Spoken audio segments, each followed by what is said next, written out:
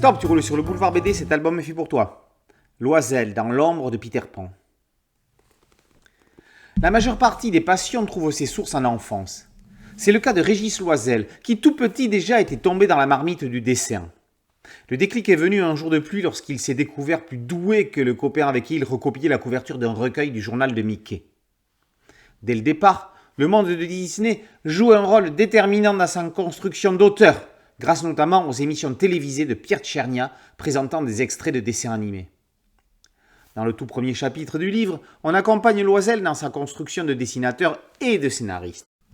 On y parle de quête et de salopard. On apprend et comprend comment il travaille seul, avec un scénariste, ou en collaboration avec des dessinateurs. Dans un cas, jamais Loisel ne reste simple dessinateur. Dans un autre, il propose un storyboard pour ses collègues. Il précise deux choses. Ses partenariats ont toujours été à l'initiative d'autrui, et il détesterait travailler avec un type comme lui. Cette réflexion reste non dénuée d'humour parce que l'artiste s'avoue quand même ouvert à la discussion.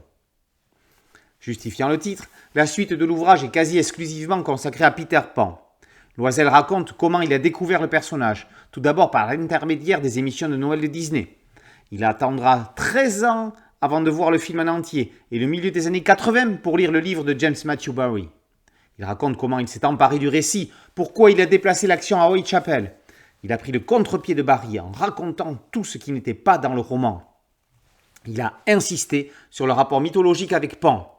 Il a donné à Clochette un rôle déclencheur.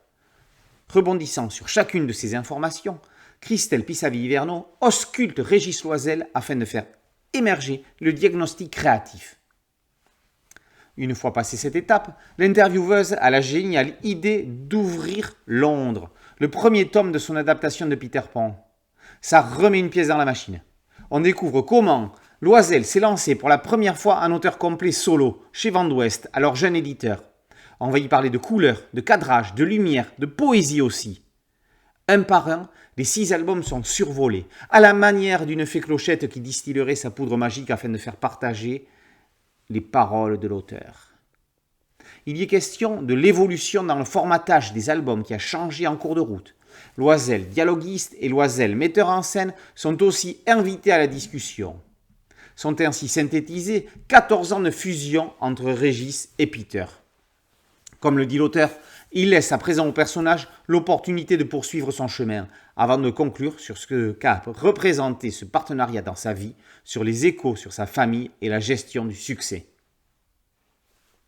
Après la leçon de dessin de Franck P. et les conversations avec Numa Sadoul, cette belle collection de hors-série des cahiers de la bande dessinée s'enrichit d'un 3e opus avec la réédition enrichie de cet entretien publié pour la première fois en 2005 entre Christelle Pisavy-Hiverneau et Régis Loisel.